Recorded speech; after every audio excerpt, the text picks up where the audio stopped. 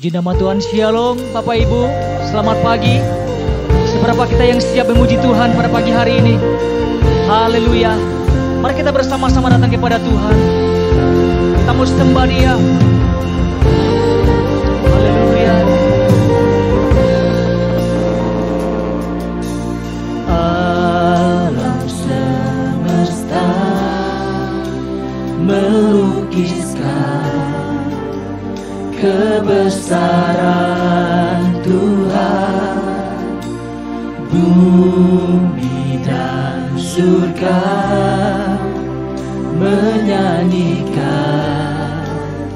kemuliaan nama-Mu. Hosana,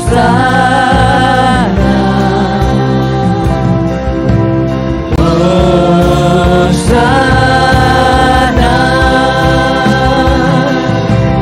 layak dipuji disembah, Kaulah yang bertata dulu, sekarang dan selamanya.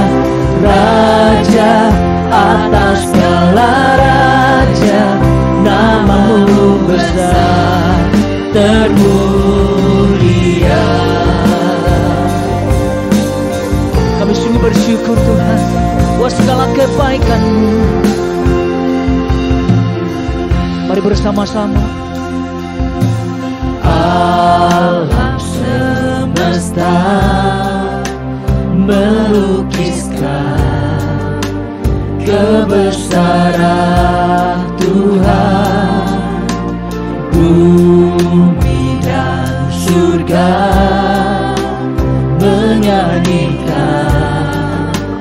kemuliaan nama-Mu. Hosana, Hosana, Hosana,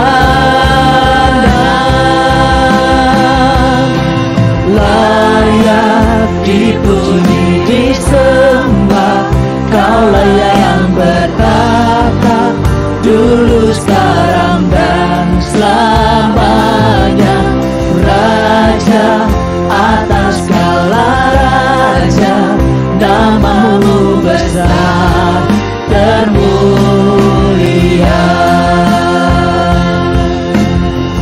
Katakan layak dipuji, layak dipuji disembah, Kaulah yang bertata dulu, sekarang dan selamanya. Raja atas segala raja, nama-Mu besar termulia.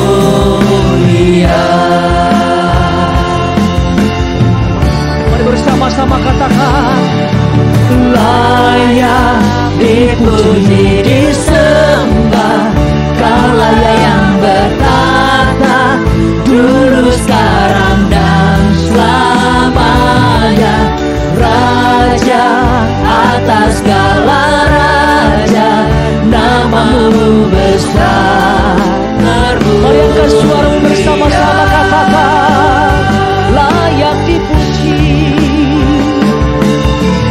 layak dipuji disembah, Kaulah yang bertata dulu, sekarang dan selamanya. Raja atas segala raja, nama-Mu besar termulia. Nama-Mu besar termulia. Nama-Mu besar termulia.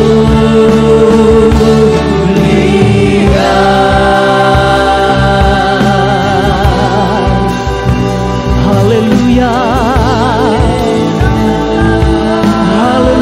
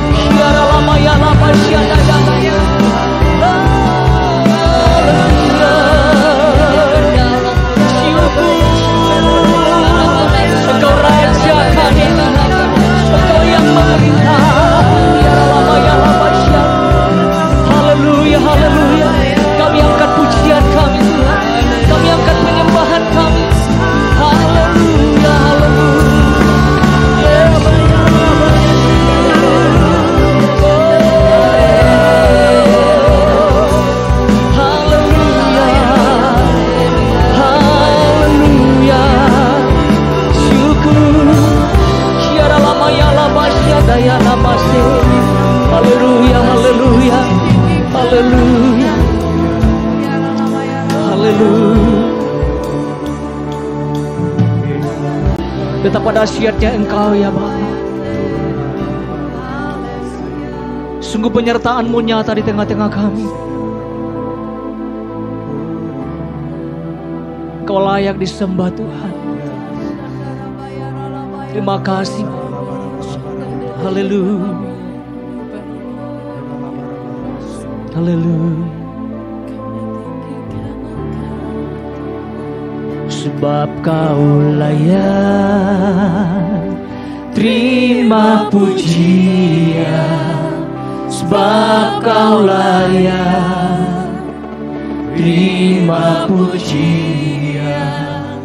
Sebab Kau layak, ku agungkan Yesus, Raja di atas segala raja. Sebab Kau layak, sebab Kau layak terima pujian. Sebab Kau layak terima pujian. Sebab Kau layak, ku agungkan Yesus, Raja di atas segala raja. Saya undang kita bangkit berdiri semuanya. Sebab Kau layak terima pujian. Ada Kau yang layak Tuhan. Kau layak terima pujian. Sebab Kau layak, ku agungkan Yesus, Raja di atas segala raja. Raja di atas segala raja. Raja di atas segala raja. Berikan sorak-sorai yang terbaik bagi Tuhan. Katakan haleluya. Haleluya, haleluya. Sekali lagi shalom Bapak Ibu. Shalom. Haleluya. Mari kita naikkan pujian kita kepada Tuhan.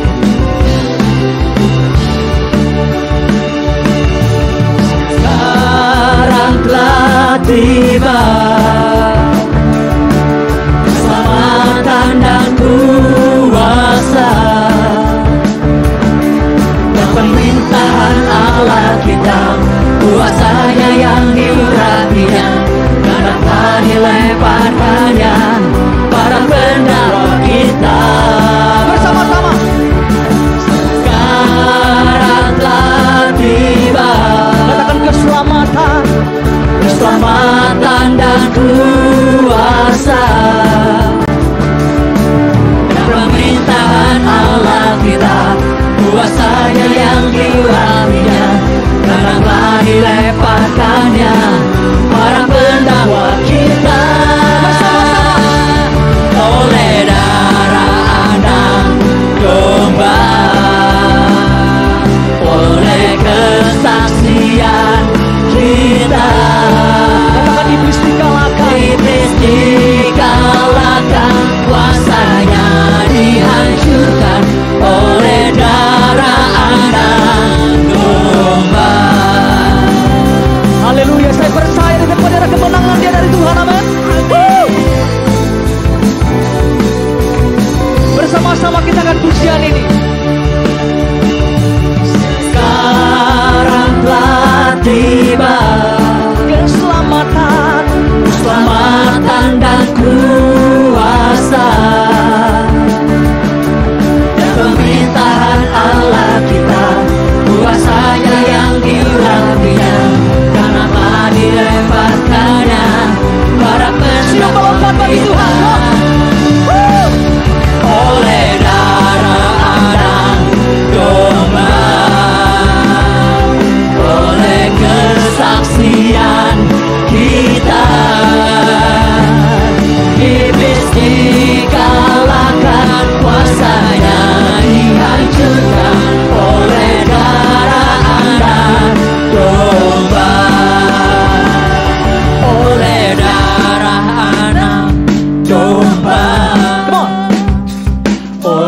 kesaksian kita.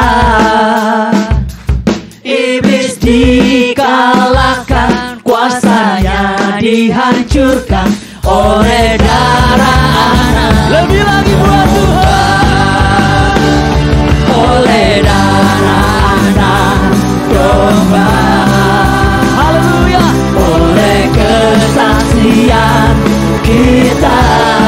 Kita buat iblis. Iblis dikalahkan, kuasanya dihancurkan oleh darah Anak Domba. Oleh darah Anak, oleh darah Anak, oleh darah Anak Domba. Berikan sorak-sorak yang terbaik bagi Tuhan. Haleluya, haleluya. Haleluya.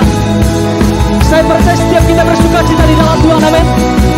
Sebab Dia benteng hidup kita. Haleluya.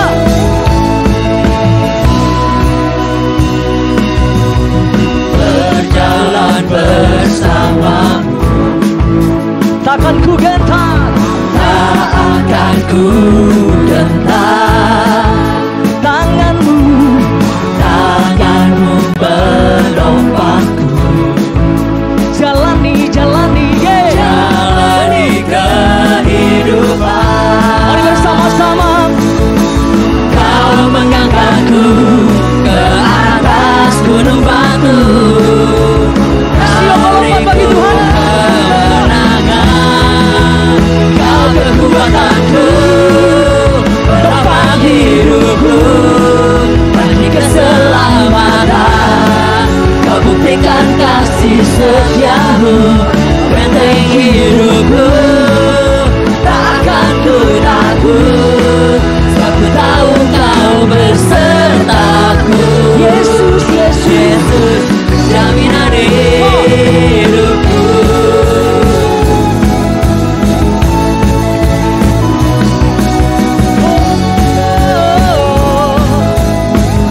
Mari bersama-sama kita pujian ini. Berjalan bersamamu, Come on. tak akan ku gentar. Tanganmu Tuhan, Tanganmu menopangku, jalani. jalani kehidupan. Dia yang mengangkat setiap kita. Kau mengangkatku ke atas gunung batu. Kau beriku kemenangan. Melompat bagi Tuhan. Kekuatanku, penopang hidupku, bagi keselamatan. Kau buktikan kasih setiamu, benteng hidupku, tak akan ku takut, sebab ku tahu kau bersertaku. Yesus, Yesus. Yesus, jaminan hidupku. Kau kekuatanku, penopang hidupku, bagi keselamatan. Kau buktikan kasih setiamu, benteng hidupku, tak akan ku takut, sebab ku tahu kau bersertaku. Yesus, Yesus. Yesus, jaminan hidupku. Tepuk tangannya boleh di atas kepala Bapak Ibu.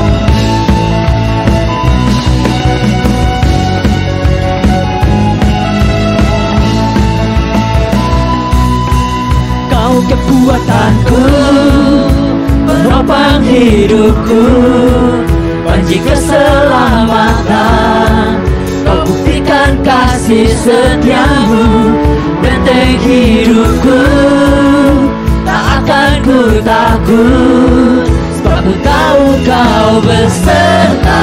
Yesus, Yesus, Yesus, jaminan hidupku. Kau kekuatanku, penopang hidupku, panji keselamatan. Kau buktikan kasih setiamu, benteng hidupku, tak akan ku takut, sebab ku tahu kau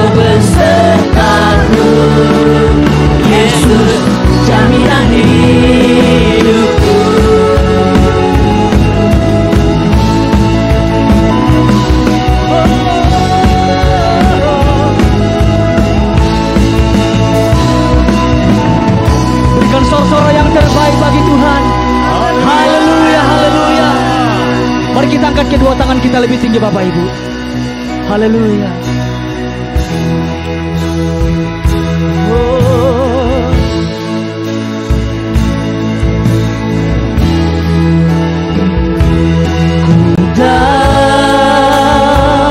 Hidupku adalah penyembahan. Kau ciptakanku dalam kemuliaan-Mu.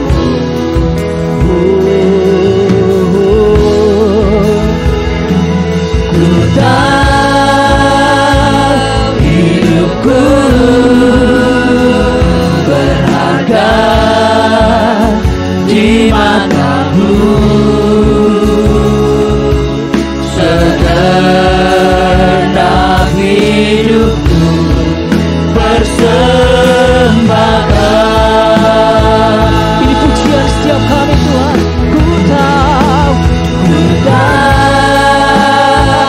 hidupku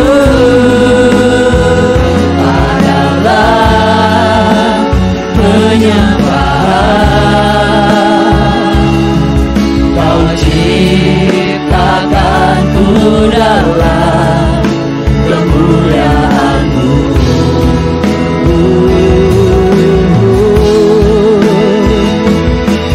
tahu hidupku berharga di mata-Mu. Segenap hidupku persembahkan. Silakan duduk Bapak Ibu yang terkasih di dalam nama Yesus. Pujian dan syukurku ku bawa padamu dengan rendah hati. Ku persembahkan.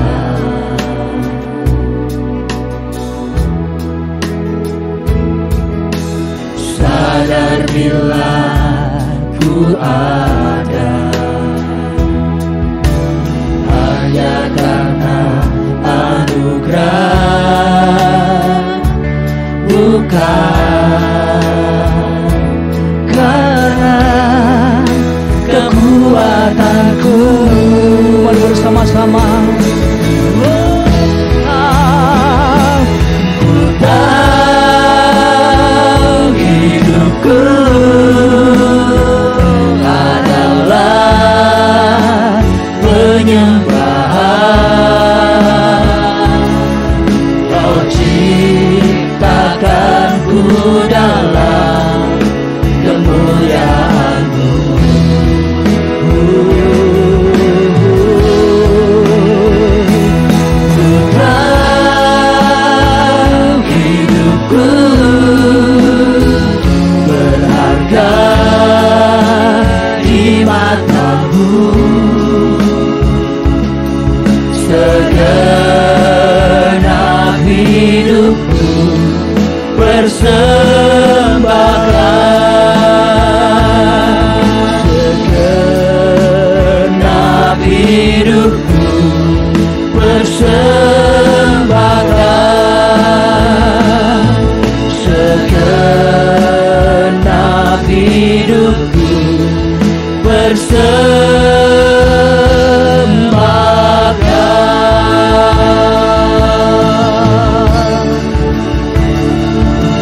Haleluya. Haleluya. Kami mau persembahkan hidup kami hanya di dalam-Mu. Haleluya. Haleluya. Engkau sumber kemenangan di dalam kehidupan setiap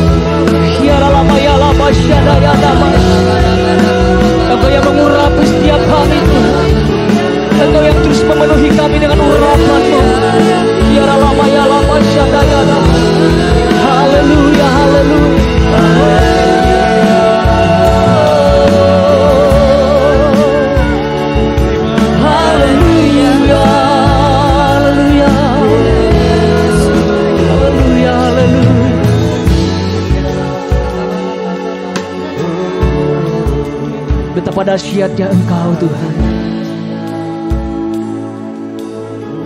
Engkau yang telah memilih setiap kami. Engkau yang telah memanggil hidup kami Tuhan. Kami sungguh bersyukur buat semua apa yang Tuhan telah kerjakan dalam kehidupan setiap kami. Biarlah saat ini Tuhan kami datang dengan segenap hati kami. Kami membawa hidup kami Tuhan. Kami mau mengandalkan Engkau di dalam kehidupan kami. Mari pagi hari ini Tuhan, urapi setiap kami. Engkau yang memberikan kami kekuatan. Engkau yang memberikan kami pengharapan yang baru. Engkau yang terus memperbaharui hati dan pikiran kami Tuhan. Dan kami percaya ketika firman-Mu disampaikan Tuhan, cara pandang kami diubahkan, hidup kami diubahkan Tuhan, sehingga hidup kami berbuah. Terima kasih Yesus. Haleluya, haleluya. Kami sungguh memerlukan firman-Mu Bapa. Haleluya. Mari bersama-sama katakan, ku tahu. Ku tahu hidupku adalah penyembahan. Kau ciptakanku dalam kemuliaan-Mu.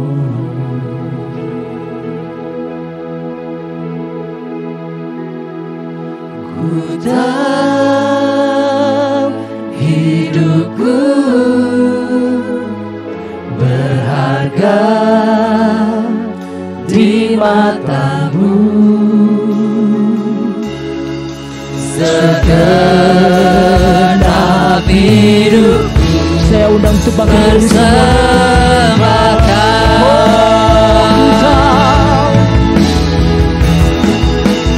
Ku tahu hidupku adalah penyembahan. Kau ciptakanku dalam kemuliaan-Mu.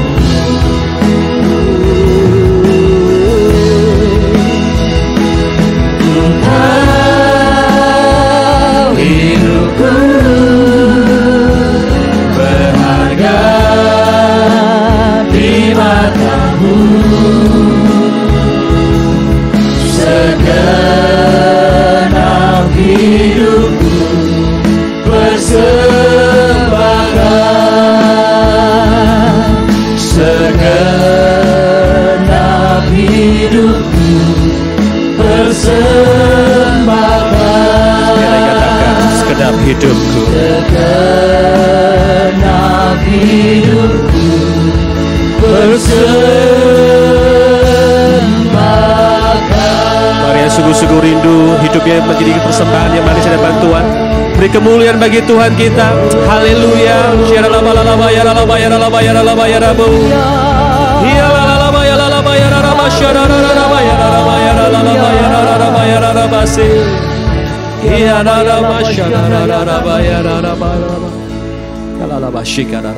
Terima kasih Tuhan. Inilah kerinduan hati kami Tuhan, biar setiap hidup kami, apapun yang kami lakukan menjadi persembahan yang hidup, yang manis di hadapan Tuhan. Karena Tuhan Yesus yang mempersembahkan yang terbaik bagi kami. Nyawa-Mu sendiri Kau persembahkan bagi kami Tuhan. Terima kasih Tuhan, waktu yang singkat ini kami melakukan bagian kami yang terbaik. Kami duduk diam dalam hadirat-Mu. Kami mau buka hati kami selebar-lebarnya untuk firman Tuhan boleh masuk dalam kehidupan kami. Roh Kudus mampukan setiap kami untuk kami boleh menyerap firman Tuhan dengan baik. Dan dibuat untuk mengerti tapi tidak berhenti sampai di situ. Kami juga dimampukan untuk bisa menjadi pelaku firman Tuhan yang setia. Sehingga Christ likeness, keserupan dengan Kristus itu semakin nyata dalam setiap langkah hidup kami. Dan akhirnya nama Tuhan yang semakin dipermuliakan lewat apapun yang kami kerjakan dalam kehidupan kami. Terima kasih Tuhan, dalam nama Yesus Kristus, sempurnakan melakukan ibadah ini. Dan supaya siap menerima firman Tuhan dengan sukacita, katakan Amin. amin. Amin, amin, amin. Silakan duduk saudara, puji Tuhan. Shalom. Apa kabar? Sukacita? Amin, puji Tuhan. Ya, saya juga bersukacita kalau kali ini, hari ini saya tidak sendirian. Biasanya kan kalau kayak di sini kan sendirian ya. Saya boleh ditemani sama istri saya. Bisa berdiri sebentar? Nah, ini loh. Ini mantan terindah saya. Loh ya toh. Kalau mantan terindah itu harus jadi istri atau jadi suami. Kalau mantan terindah nggak jadi apa-apa, berarti gagal move on. Nih kan? Ya puji Tuhan, inilah buat saya pribadi dia superwoman. Kenapa ya? Karena Tuhan percayakan di keluarga kami kan 5 orang anak. Jadi dia yang membimbing, mendidik, lalu juga kita sama-sama membesarkan 5 anak yang Tuhan percayakan dalam keluarga kami. Haleluya. Ya butuh anugerah yang ekstra. Dan bersyukur juga tadi pagi ketika bangun pagi kami dapat kabar ternyata Tuhan panggil ke rumah papa daripada istri saya. Jadi memang sudah stroke, lalu berbolak-balik berkali-kali keluar masuk rumah sakit. Yang menjadi doa kami ya kami serahkan dalam tangan Tuhan. Biar kehendak Tuhan yang terbaik yang terjadi. Ternyata tadi pagi kehendak Tuhan yang terbaik terjadi atas papa mertua saya. Dan puji Tuhan, saya percaya sudah mendapatkan tempat yang terbaik. Amin.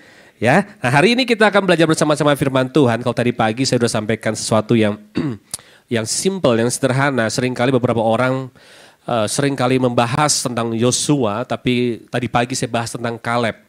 Kaleb ini jarang dikhotbahkan. Ada satu hal yang sederhana dari Kaleb, tapi ternyata itu menjadi sebuah rahasia untuk bagaimana caranya supaya kehidupan kita bisa semakin kuat di tengah situasi yang semakin sulit. Ini yang harusnya kita harapkan kan, kita bisa semakin kuat di tengah situasi yang semakin sulit. Seringkali orang Kristen berdoa supaya situasi sulit itu dihalaukan dalam hidup kita. Nggak bisa, karena itu nggak akan pernah terjadi. Karena itu sudah dituliskan di Alkitab bahwa di akhir zaman nanti akan terjadi situasi yang akan semakin sulit. Dan itu sudah tertuliskan. Kalau itu sudah tertuliskan ya pasti akan terjadi saudara. Makanya kita nggak perlu berdoa sama Tuhan, Tuhan halaukan masalah ini, Tuhan halaukan tantangan itu, Tuhan singkirkan masalah ini. Nggak bisa, karena masalah pasti akan tetap datang. Doa kita bukan minta Tuhan halaukan masalahnya, doa kita minta supaya Tuhan berikan kekuatan kepada kita untuk bisa menghadapi masalahnya. Karena masalah sekali lagi pasti akan terjadi, masalah sekali lagi pasti akan semakin lebih besar. Betul nggak saudara? Semakin lebih besar. Kita berpikir dulu, oh puji Tuhan pandemi udah beres nih. Kita mulai bisa berlega-lega sedikit, kita mulai bisa bernafas sedikit. Saudara. Kita berpikir selesai. Enggak, ternyata tantangan yang akan lebih besar terjadi sudah siap menunggu kita. Cuman belum terjadi aja.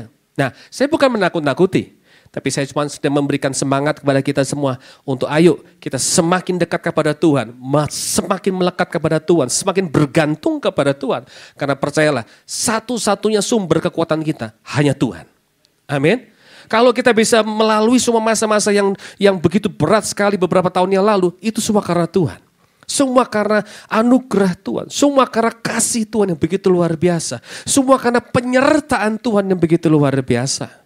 Makanya kita harus belajar dan diingatkan kembali, terus diingatkan kembali tentang bagaimana kita bisa semakin kuat untuk menghadapi situasi yang semakin sulit. Kalau yang tadi gak sempat hadir bisa lihat di YouTube-nya ya, ada di YouTube juga.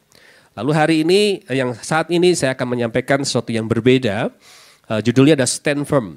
Ya, Stand Firm. Saya akan awali dari Markus pasal yang keempat, ayat yang ke-35 sampai ayat yang ke-41. Markus pasal yang keempat ayat yang ke-35 sampai ayat yang 41. Saya akan bacakan perlahan-lahan, Bapak Ibu Saudara sekalian bisa simak dengan baik. Pada hari itu, waktu hari sudah petang, Yesus berkata kepada mereka, marilah kita bertolak ke seberang. Mereka meninggalkan orang banyak itu lalu bertolak dan membawa Yesus beserta dengan mereka dalam perahu di mana Yesus telah duduk dan perahu-perahu lain juga menyertai dia. Lalu mengamuklah taufan yang sangat dahsyat dan ombak menyembur masuk ke dalam perahu sehingga perahu itu mulai penuh dengan air. Pada waktu itu Yesus sedang tidur di buritan di sebuah tilam, maka murid-muridnya membangunkan dia dan berkata kepadanya, Guru, engkau tidak peduli kalau kita binasa.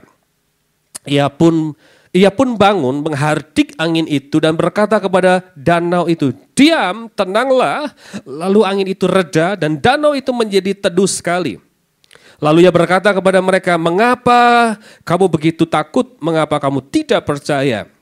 Mereka menjadi sangat takut dan berkata seorang kepada yang lainnya, siapa gerangan orang ini sehingga angin dan danau pun taat kepadanya. Nah ini hal yang menarik saudara, kita udah sering kali, ratusan kali, ribuan kali mendengar kisah ini.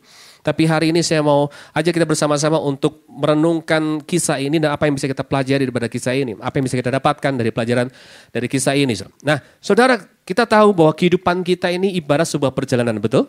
Sebuah perjalanan dari titik A menuju ke titik yang lainnya gitu saudara. Sebuah perjalanan. Nah kalau seringkali di Alkitab, perahu itu dianalogikan dengan kehidupan manusia. Keluarga kita, pekerjaan kita, pelayanan kita, ya. Jadi perahu itu ibarat sebuah kehidupan kita, perjalanan kehidupan pribadi kita. Nah, yang menariknya begini, sebuah perjalanan itu yang terpenting itu bukan sekedar berapa jauh perjalanannya dan seberapa banyak tantangannya, tapi sebuah perjalanan itu bisa dinikmati dan dijalani pada waktu siapa yang bersama dengan kita. Betul nggak saudara? Dulu saya sering kali kalau pelayanan Bandung Semarang, waktu kami masih tinggal di Semarang, dulu belum ada tol saudara, jadi kalau dari Semarang ke Bandung itu kurang lebih sekitar 10 jam, sampai 12 jam kadang-kadang. Jadi cukup lama, cukup panjang, karena belum ada tol. Nah, kadang-kadang saya harus berangkat Sabtu, subuh sampai Minggu khotbah, selesai Minggu malamnya langsung pulang ke Semarang. Itu melelahkan sekali memang, betul. Tapi menariknya begini, kalau saya berangkat sendirian itu berasa capeknya luar biasa. Capeknya luar biasa. Tapi kalau berangkat ditemani sama istri saya, itu bisa nggak berasa capek. Bisa lupa sama capeknya. Kenapa? Karena ada teman ngobrol, betul nggak ya? Ada teman ngobrol, ada teman yang bisa dampingin, ada bisa diskusi satu dengan yang lainnya gitu kan. Ada yang bisa bisa bercandaan satu dengan yang lain sampai akhirnya kita nggak fokus kepada lamanya perjalanan, tapi justru kita fokus kepada masing-masing pribadi. Ya, ternyata udah nyampe loh. Gitu loh, ya kan? Nah, jadi sebetulnya sebuah perjalanan itu bukan masalah tantangannya, bukan masalah seberapa jauhnya atau seberapa lamanya. Tapi yang terpenting adalah berjalan dengan siapa. Nah, permasalahannya hari ini, mungkin kita menganggap berat sekali masalah yang sedang kita hadapi. Karena kita lupa bahwa sebetulnya Tuhan ada dengan kita. Itu masalahnya, ya kan? Yang terpenting bukan seberapa berat masalahnya, tapi yang terpenting adalah berjalan dengan siapa kita menghadapinya.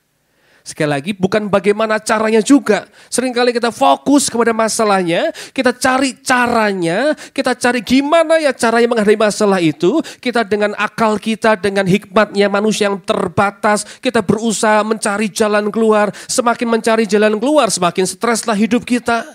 Dan waktu semakin stres, akhirnya kita malah berhenti di tengah jalan. Karena yang terpenting bukan bagaimana cara menghadapi masalahnya, tapi yang terpenting berjalan dengan siapa kita menghadapi masalahnya. Amin saudara. Nah ini kita lihat satu peristiwa. Ternyata murid-murid Yesus pernah mengalami hal yang sama. Ketika menjalani sebuah perjalanan yang awalnya baik-baik saja. Tiba-tiba, masalah ini kan datang tiba-tiba, betul gak? Ya kan? Tiba-tiba ada masalah besar. Yang tadinya terang, cerah, tiba-tiba masalah muncul. Angin taufan. Badai datang saudara. Bahkan saking besarnya taufan itu sampai air masuk ke dalam perahu. Nah saudara bayangkan begini ya, perahu itu memang di situ dituliskan perahu. Tapi jangan bayangkan perahu yang kecil. Bukan. Kalau saudara pernah ke Israel, kalau saudara pasti akan dibawa ke satu momen di mana saudara akan beribadah di perahu di tengah-tengah Danau Galilea. Ya, Danau Galilea itu bayangkan juga jangan seperti kayak Danau Toba, saudara. Kita berpikir Danau Toba udah besar, Danau Galilea lebih besar, saudara. Lebih besar, lebih dalam. Jadi danau yang sudah menyerupai laut sebetulnya. Nah, biasanya ketika kita ada di ibadah di kapal itu, perahu yang dibuat itu, saudara, itu bisa nampung 30 sampai 40 orang, bayangkan. Berarti perahunya gede, bukan perahu kecil. Nah ini sama seperti perahu yang jalani sama murid-murid Yesus, bukan perahu yang kecil sebetulnya, perahu yang besar untuk nangkep ikan. Nah, bayangkan perahu yang sebesar itu bisa sampai kemasukan air. Berarti badainya kencang banget nih. Ya, berarti nggak main-main nih. Ini bukan angin sepoi-sepoi. Ini angin taufan yang sampai bisa membuat air itu masuk ke dalam perahu. Nah saudara, dari sini kita bisa lihat sekonyong-konyong. Di Matius pasal yang ke-8 ayat yang ke-24 dituliskan sekonyong-konyong mengamuklah angin ribut di danau itu sehingga perahu itu ditimbus gelombang tetapi Yesus tidur. Di Matius 8 ayat yang ke-24. Jelas katakan sekonyong-konyong. Artinya gini loh, berarti nggak ada persiapan dong, betul nggak? Nggak ada persiapan, tiba-tiba muncul angin. Yang tadinya terang, tadinya aman-aman aja, tiba-tiba muncul angin. Berarti murid-muridnya nggak ada persiapan dong. Betul nggak saudara? Ya, ada di sini kalau mau menghadapi masalah, masalahnya kulonun apa sih? Permisi dulu sama kita. Sepada misi, saya masalah keuangan mau datang ya, siap-siap ya. Nggak ada. Ya dong, nggak ada. Tiba-tiba muncul aja gitu, titipu aja gitu kan. Bener gak? Ada sih orang mau nipu, permisi dulu sama kita, misi gue mau nipu lu mau ya, boleh ya? Nggak ada saudara. Datang aja, kita pikir aman-aman saja. Ternyata itu malah jadi masalah buat hidup kita, buat keluarga kita, buat usaha kita. Ada di sini ketika kongsian gitu kan ya. Lalu kongsi kita ngomong gini, ntar suatu saat gue tipu lu ya. Nggak ada saudara. Masalah itu terjadi begitu aja. Kita sudah berusaha untuk sedemikian rupa menghindari masalah. Tapi masalah bisa datang bukan dari kita. Masalah datang dari orang-orang sekitar kita. Masalah bisa datang orang lain yang nggak kita kenal bahkan. Betul nggak saudara? Artinya nggak ada persiapan. Nah sama seperti murid Yesus, waktu itu nggak ada persiapan. Tiba-tiba berubah drastis, masalah muncul sekonyong-konyong. Mereka panik gak? Mereka sangat panik sekali saudara. Mereka sangat panik sampai dia berkata begini, Guru, apakah nggak peduli kalau kita binasa? Saya pengen nanya, apakah mereka udah binasa? Belum. Seringkali kalau kita tenggelam dalam kepanikan, selalu yang keluar apa? Perkataan yang negatif. Mati aja belum kok, belum, masih hidup, masih nafas, masih. Tapi ngomongnya udah binasa, kita binasa. Padahal belum binasa kan. Nah ini kenapa? Karena panik. Nah, seringkali kepanikan itu dalam hidup kita membuat kita nggak bisa bernalar dengan baik. Bertutur kata dengan baik. Hati-hati saudara. Iblis jebak kita dengan itu. Diberikanlah segala kepanikan, stres dalam hidup kita. Supaya akhirnya yang keluar dari mulut kita bukan perkataan yang positif. Bukan perkataan firman Tuhan, bukan janji Tuhan. Tapi justru hal-hal yang sia-sia. Ya. Mereka panik. Kalau muncul dalam masalah kita juga panik benar. Wajar kita panik. Tapi kalau tinggal diam dalam kepanikan, itu yang gak wajar. Gak boleh saudara. Takut boleh gak?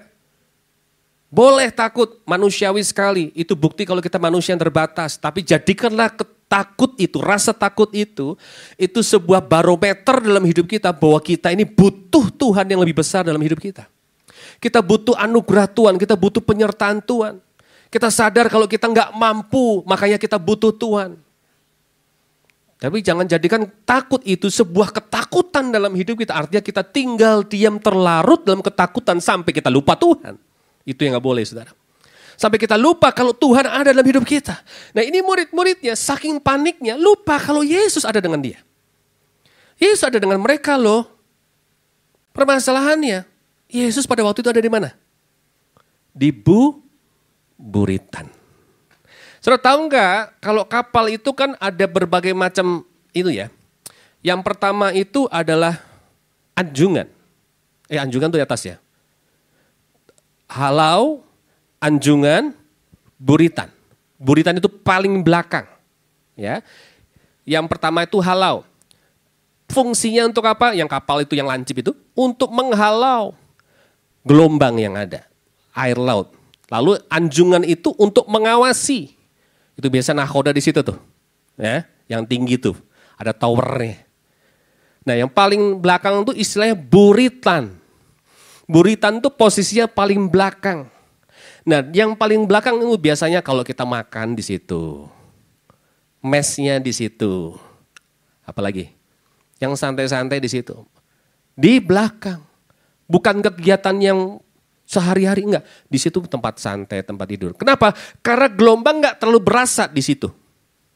Tapi kalau di depan, karena pecah ombak, pecah gelombang, itu yang paling berasa. Ya. Nah, Yesus posisinya ada di buritan. Lagi ngapain? Tidur. Nah, kenapa murid-murid Yesus sampai panik dan sepanik itu dan berkata akhirnya negatif, kita binasa, kamu gak perlu kita binasa. Padahal belum binasa kan. Simple. Kita pun seringkali juga seperti itu. Sederhana aja. Ada Yesus? Ada. Ibadah. Permasalahannya cuma satu. Kita taruh Yesus di buritan dalam hidup kita.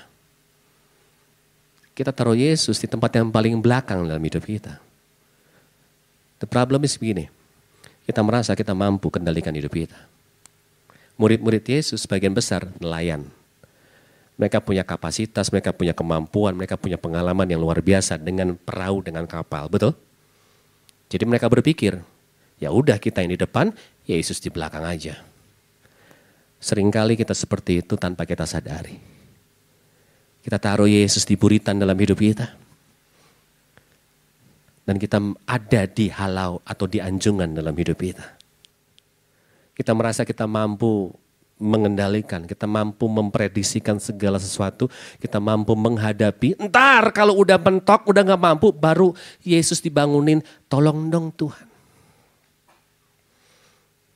Enggak seperti itu caranya ternyata. Izinkan Yesus menjadi nahkoda, jadi jurumudi dalam kehidupan pribadi kita. Amin, saudara. Nah ini seringkali kita suka lupa, makanya panik. Yesus ya udah ada loh. Ibadah mah tiap hari ibadah mungkin. Nah kan? Cuman masalahnya ditaruh di mana Yesusnya dalam hidup kita.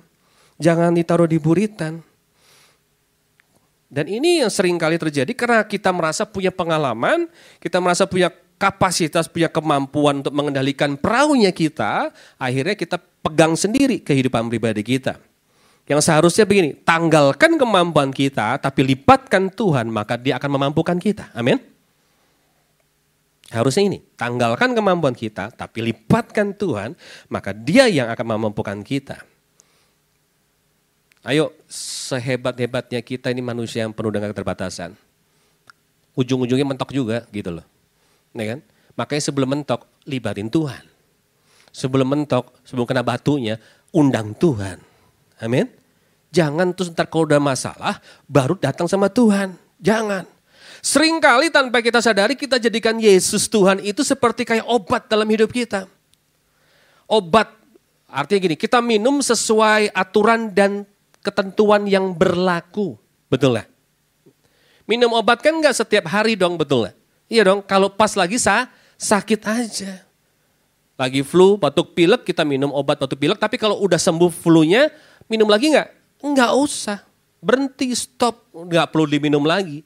Nah, tanpa kita sadari, Yesus itu kita jadikan kayak obat dalam hidup kita. Kita minum, kita undang, kita lipatkan pada waktu kita lagi bermasalah, lagi ada pergumulan yang berat. Kita undang Yesus, kita ingat sama Tuhan. Enggak, Yesus bukan obat dalam hidup kita.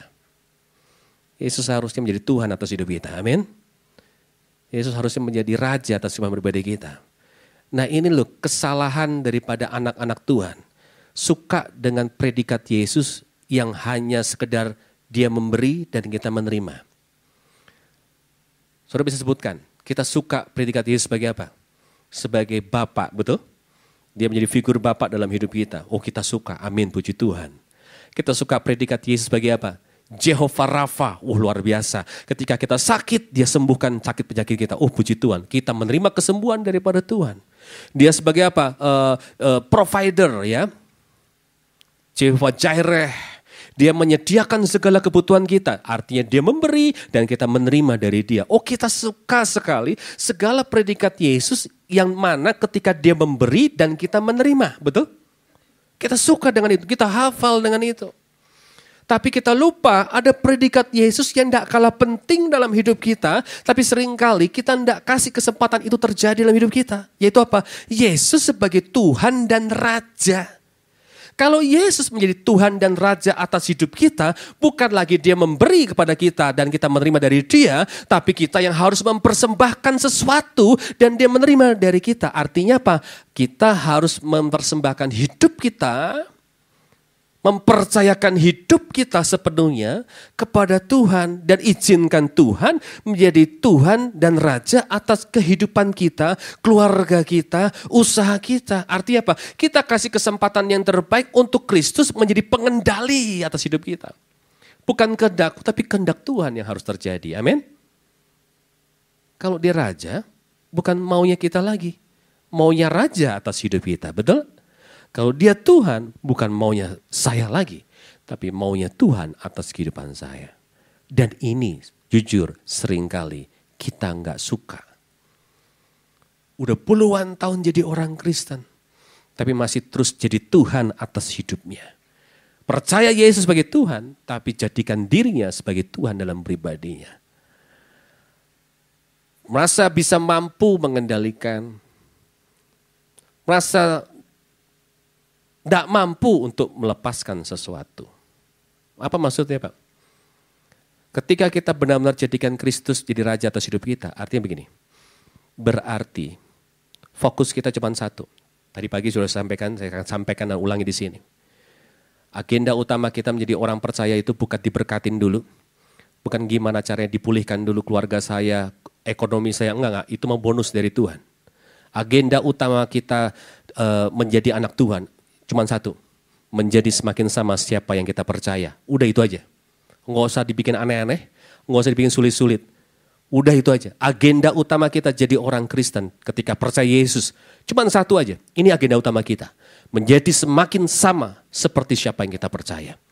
Ketika kita percaya Yesus Kristus, ya kita harus menjadi semakin sama seperti Kristus. Sesimpel itu, sesemudah itu sebetulnya.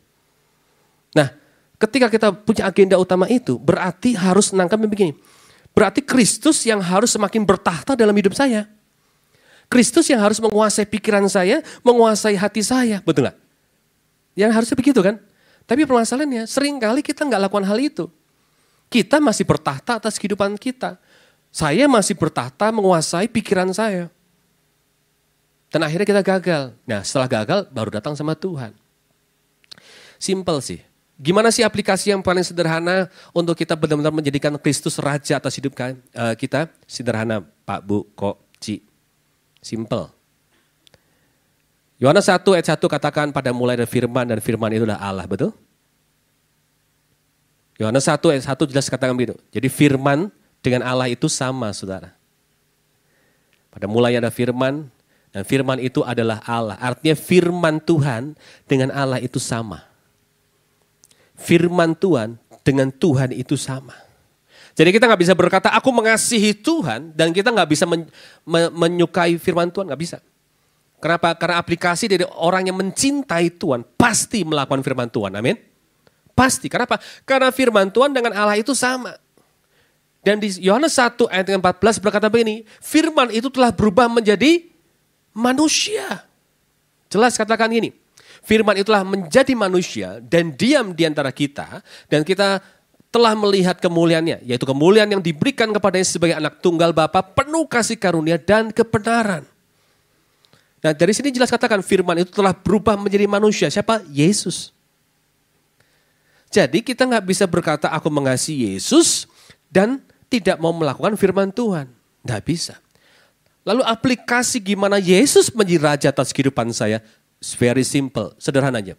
Jadilah pelaku firman Tuhan. Sesimpel itu kok. Amin. Kekristenan tuh gak ada yang sulit sebetulnya.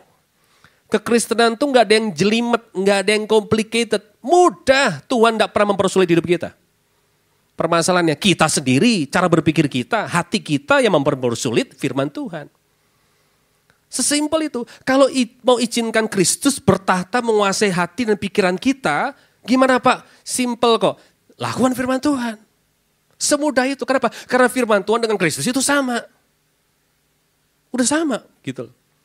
Jadi semakin menjadi pelaku firman Tuhan, semakin Kristus bertahta dalam hidup kita. Semakin jadi pelaku firman Tuhan, semakin Kristus menguasai pikiran kita. Dan semakin melakukan firman Tuhan, semakin Kristus nggak tinggal di buritan dalam hidup kita.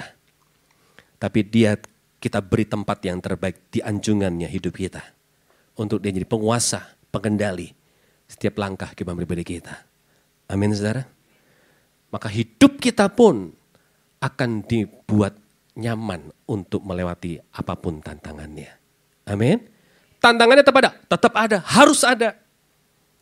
Harus ada.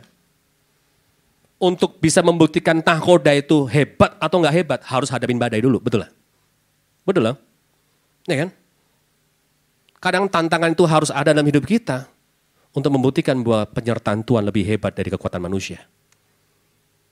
Amin.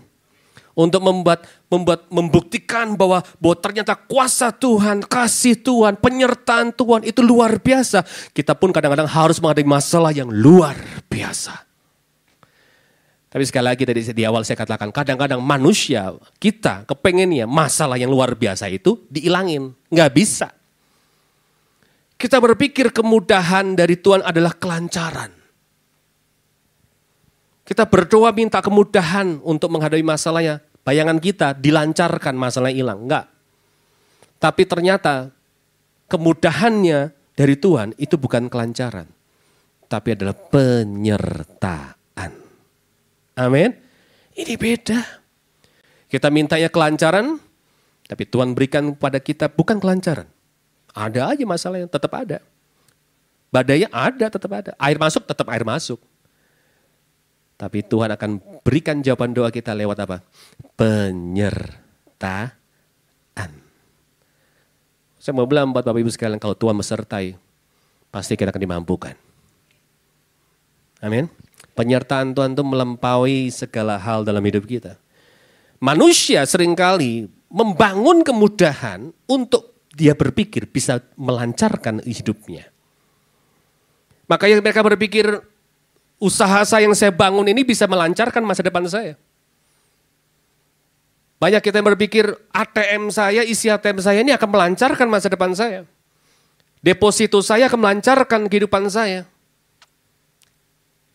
Apalagi? Asuransi saya akan melancarkan kehidupan. Saya bukan anti asuransi, tidak masalah. Itu hak-hak saudara. Kita berpikir seperti itu. Apa yang kita bangun, kemudahan-kemudahan yang kita kumpulkan, yang kita pikir akan melancarkan perjalanan kita. Nah. Justru kadang-kadang kita pusing gara-gara apa yang kita bangun itu, saudara. Betul? Seberapa banyak pengusaha-pengusaha sekarang yang sedang pusing untuk menghadapi masalah-masalah yang sedang dihadapi, saudara. Seberapa banyak daripada teman-teman kita yang sedang struggling, yang sedang berjuang habis-habisan untuk bisa bangkit kembali. Karena awalnya ketika mereka membangun usaha mereka berpikir bukan untuk gagal. Mereka membangun usaha mereka untuk supaya hidup di depan mereka bisa dilancarkan. Harapannya kan cuan, ya kan? Tapi justru semakin membangun kemudahan, semakin masalah muncul dalam hidup mereka. Karena Tuhan sedang memberikan pengajaran kepada kita.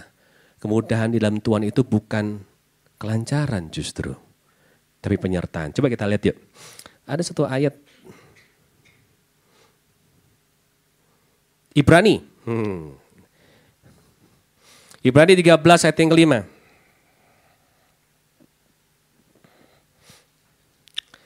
Ini ayat udah kita tahu dong. Tapi coba kita renungkan dari sisi yang lain. Janganlah kamu jadi hamba uang dan cukupkanlah dirimu dengan apa yang ada padamu. Karena Allah telah berfirman, aku sekali-kali tidak akan membiarkan engkau dan aku sekali-kali tidak akan meninggalkan engkau. Coba renungkan baik-baik, baca lagi ayat ini. Gak nyambung ya, betul lah. Kan sepertinya yang dibicarakan itu gak nyambung. Gak ada korelasinya. Mencukupkan diri dengan Tuhan tidak membiarkan. Betul lah. Ini kan gak nyambung gitu loh. Maksudnya apa sih ini kok agak bertolak belakang. Janganlah kamu menjadi hamba uang dan cukupkanlah diri dengan apa yang ada padamu. Karena Allah telah berfirman, aku sekali-kali tidak akan membiarkan engkau dan aku sekali-kali tidak akan meninggalkan engkau. Simple, karena Tuhan mau berpesan kepada kita begini.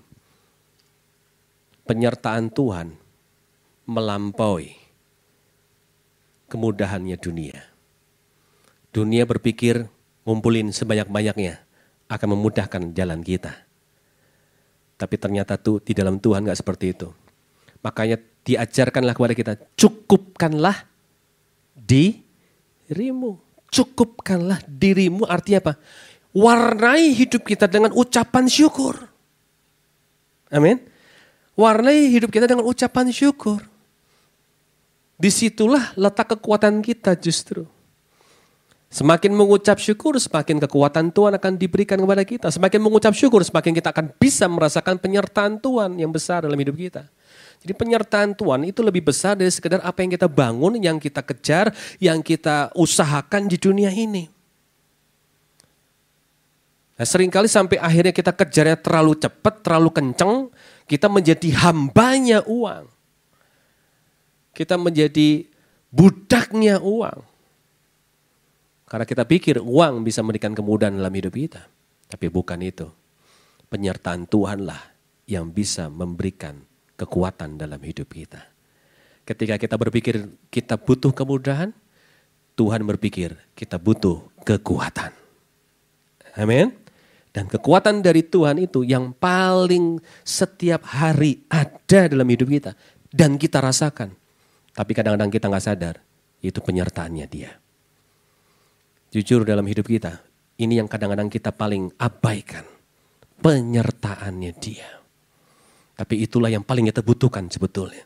Disertai oleh Tuhan. Amin. Jadi sekali lagi tidak ada alasan untuk tidak mengucap syukur. Amin. Tidak ada alasan untuk tidak mengucap syukur.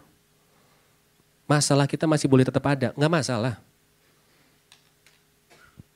Tapi hari ini kita masih bisa ada, masih kuat menghadapi masalah kita yang masih tetap ada itu. Bukan karena kita hebat. Betul? Bukan karena kita mampu. Enggak kok. Tapi karena Tuhan menyertai hidup kita. Amin. Permasalahannya Tuhannya jangan taruh di buritan. Kasih Tuhan tempat yang terbaik dalam hidup kita.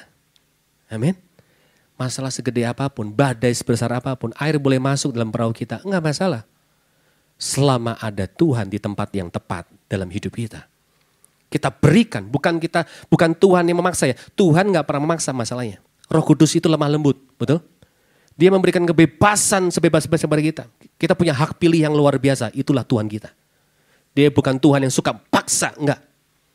Makanya ketika kita belum memberi tempat yang terbaik untuk menjadi raja atas hidup kita, ya Dia gak paksa. Silakan, kalau kau masih merasa mampu menghadapi masalahmu, silakan. Itulah kebaikannya Tuhan dalam hidup kita. Makanya kalau hari ini kita ada sebagaimana kita ada. Sekali lagi bukan karena kita hebat. Tapi karena penyertaan Tuhan. Yang akhirnya yang awalnya sulit akhirnya bisa menjadi mudah. Tapi sebenarnya bukan mudah. Kita kuat melewatinya. Kita mampu menghadapinya. Karena penyertaan Tuhan. Nah, dunia berpikir kemudahan adalah mengumpulkan uang. Untuk jaminan masa depan mereka. Dalam sekejap uang bisa habis, betul? Dalam sekejap apa yang kita pikir bisa membuat kita lancar di depan, itu ternyata bisa sekejap hilang begitu saja. Tapi ketika Tuhan menyertai apapun musim yang sedang kita hadapi, itulah yang lebih dari sekedar uang. Amin. Itu lebih dari sekedar harta yang kita kumpulkan, saudara. Penyertaan Tuhan lebih dari sekedar dimudahkan. Makanya saya katakan begini, kadang Tuhan tidak memberikan jawaban doa dengan kemudahan. Tapi Dia memberikan jawaban doa kita lewat penyertaannya yang melebihi segala sesuatu dalam hidup kita. Amin, saudara. Ini yang harus kita lakukan dalam hidup kita. Mazmur pasal yang 5 mengajarkan kita satu hal yang sederhana. Mazmur pasal yang 5 ayat yang ketiga.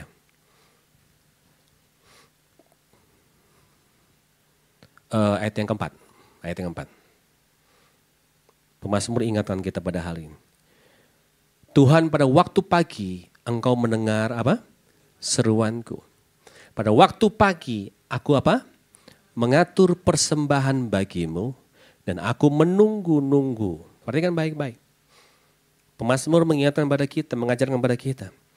Tuhan, pada waktu pagi Engkau mendengar seruanku. Ini bicara tentang memulai kehidupan yang baru. Nah, saudara, di Ratapan 3 berkata begini, rahmat Tuhan selalu apa? Baru setiap hari, setiap pagi loh. Siapa yang percaya kalau setiap pagi ada berkat Tuhan? Tapi siapa juga yang sadar kalau setiap pagi di hari yang baru ada masalah yang baru juga? Betul?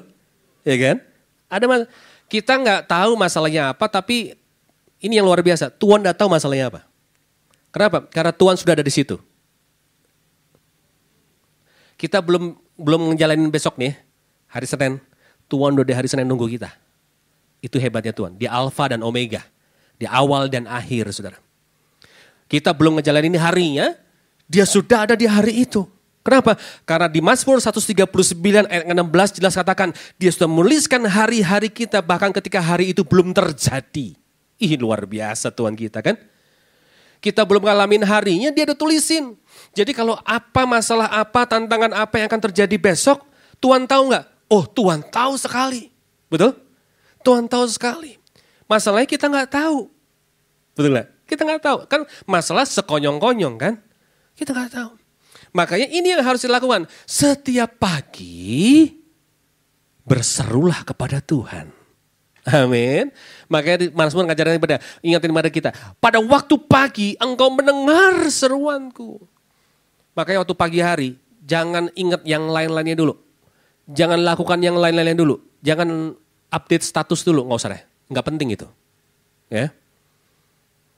Di sini mah nggak ada medsos semua ya, semuanya rohani ya. Baca Alkitab semua kan? Puji Tuhan. Nggak usah ingat yang lain-lain dulu. Nggak usah agenda kita dulu, kerjaan, nggak usah. Tapi waktu pagi hari, serahin dulu hidup kita sama Tuhan. Berseru dulu sama Tuhan. Minta pertolongan Tuhan, minta tuntunan Tuhan dulu. Makanya pemazmur ngingetin kita. Pada waktu pagi engkau mendengar seruanku. Ketika Tuhan mendengar berarti ada yang berbicara. Siapa yang berbicara? Ya kita. Kita yang harus berbicara. Mengucap syukur kepada Tuhan. Naikkan ucapan syukur kita. Naikkan pujian kita kepada Tuhan.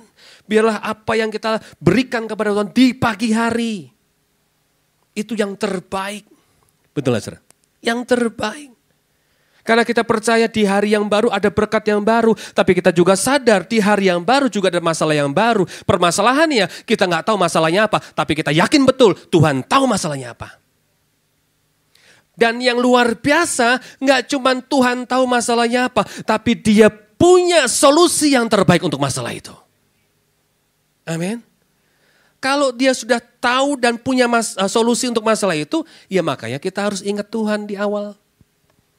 Datang sama Tuhan di awal. Amin. Masalahnya hilang nggak? Nggak hilang. Tetap ada masalahnya kan? Tapi kita tahu disertai sama Tuhan. Beda. Ya kan?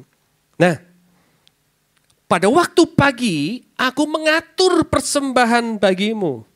Dan beberapa orang berpikir persembahan ini bicara tentang uang. Bukan uang saudara. Mengatur persembahan bagimu. Saudara, sadarkah kita, tahukah kita bahwa apa sih persembahan yang terbaik di hadapan Tuhan? Harta oke lah.